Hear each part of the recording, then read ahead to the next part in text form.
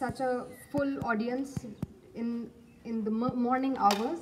Everybody is looking very fresh and happy, and I'm really delighted to be here in Bhavani Patna.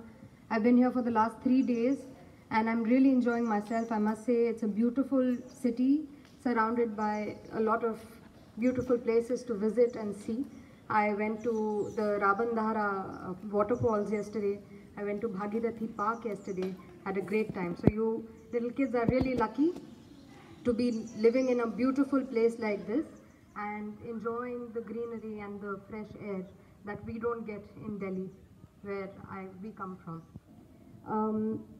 As was introduced about me by Sir in very kind words, my name is Sneha Chakradhar.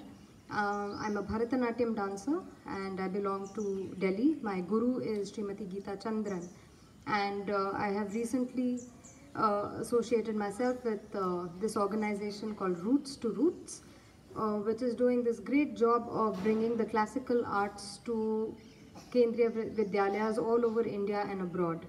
So in this attempt, they have brought me here to Odisha, and I'm traveling through the southern part to take my dance form to all the kids here. How many of you have seen Bharatanatyam before? Quite a few of the older ones for sure. Lovely. How many of you learn any dance form? Any dance form? Not so many, but good to see a few boys as well. How many of you have learned Odissi or are learning Odissi? Okay, a few of you. Lovely. So you probably know a little about classical dance. How many of you can tell me how many classical dance forms are there in India? 6? That's a usual answer, but it's not correct. There are 8 classical dance forms in India. Can we start naming them? हाथ उठा के नाम बताएंगे शास्त्रीय नृत्यों का? बताइए. Odissi, Mohiniyattam, Bharatanatyam, Kathakali, Manipuri, somebody said, yes? हाँ जी, कथक, शाबाश. और बताइए. 6 हुए, अभी 2 बाकी हैं. कुचिपुड़ी, अब 1 रह गया. That's the most recent classical form. Recent in the sense it's an old form, but has been recently deemed a classical form. The most recent one. It is from Assam. Nahi, Bihu is a folk form, beta. Folk form. So the classical form from Assam is called Satriya. बोलिए Satriya. जिसे Assamese लोग बोलते हैं Hotriya. Hotriya, because उनके यहाँ स का sound को हो बोलते हैं, Hotriya. तो अब ये 8 फॉर्म्स हो गए. हम जोग्राफिकली देखते हैं अपने भारत के नक्शे को ध्यान में रख के. तो नॉर्दर्न रीजन से कौन सा फॉर्म आता है? UP, MP, Rajasthan. Kathak, correct. Then we move towards the east.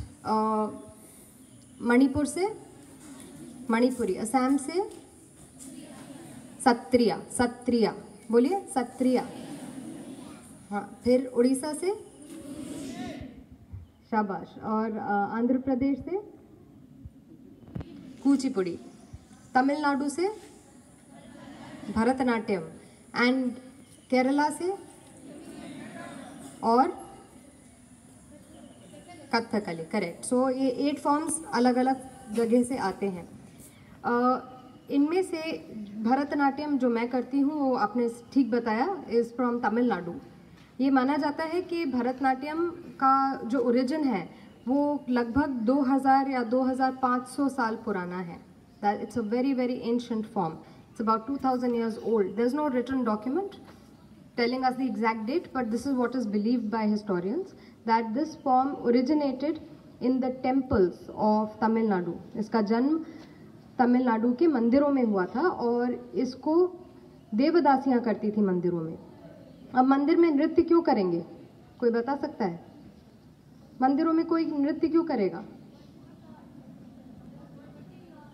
To worship God, correct. This was a form of worship, an offering to God, to sing and to dance. So similarly in Odisha, the same thing happened where Maharis in temples danced and sang for the Lord, for Jagannath. So similarly in the south, in Tamil Nadu, Bharatanatyam was performed by Devadasis. Eventually the dance form also moved out of the temples and moved into the courts of kings, who started to patronize these Devadasis, and then they were called Rajanartakis, and they would perform for the king instead of the god in the courts. When the British came to India, they did not understand this. So when the British came, उन्हें समझ नहीं आया ये देवदासी प्रथा क्या है, क्यों है. उन्हें लगा कि इसमें औरतों का, लड़कियों का बहुत शोषण होता है. It's an exploitative pratha because the girls are dedicated to the temples without their knowledge, without their consent really, and they are forced into a kind of a lifestyle that they may not wish for. So they, along with some high caste Brahmin, they banned the tradition of Devadasis completely. And with the banning of the tradition of Devadasis, then the whole form of dance and music also started declining, because they were the only women who actually did this. So some people thought that we must not lose our culture and heritage, so they learnt the dance form all over again. They gave it a new structure, they gave it a new format, and they brought it out in public.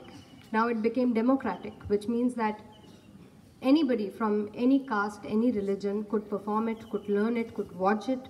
So this is how it has traveled from Tamil Nadu outside of that state to all parts of India and to all parts of the world. And I feel very proud in saying that Bharatanatyam is one of the most popular classical forms all over India now. So it has a long journey. Now, because it has such strong roots in the temple culture, in Hindu mythology, most of the content of Bharatanatyam is also religious. We tell stories of gods and goddesses. So I think I will begin with a demonstration on Shiva. This will give you a good perspective on how all the iconography, or how the sculptures that you see in temples, how they come to life through dance. So how many of you know about Shiva? Shiv जी के बारे में कितने बच्चे, मैं छोटे बच्चों से पूछती हूँ, शिव जी के बारे में जानते हैं? जानते हो, है ना? क्या क्या बता सकते हो शिव जी के बारे में, मुझे बताओ.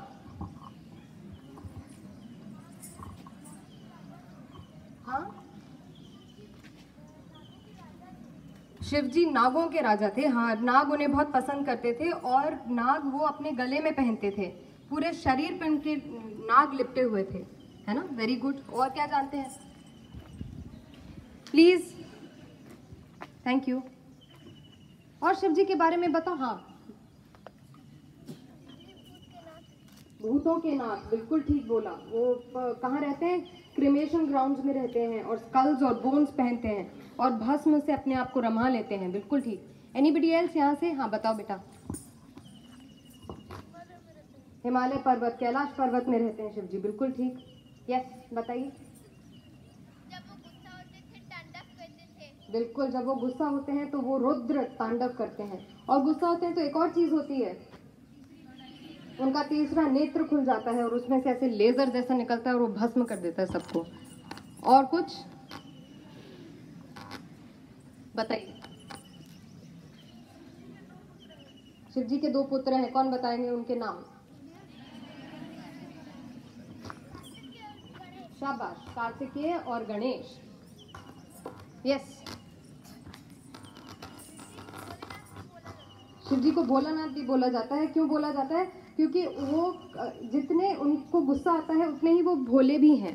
उनका जो मन है वो बिल्कुल भोला है, इनोसेंट है, इसीलिए उनके जो इमोशंस हैं वो बिल्कुल ट्रू हैं. अगर उन्हें गुस्सा आता है तो भरपूर गुस्सा आता है, और वो शांत होते हैं तो भरपूर शांत होते हैं. तो यही सारी बातें अब मैं in a form of a demonstration in English I will show you, and I will show how the iconography is translated into the grammar of Bharatanatyam.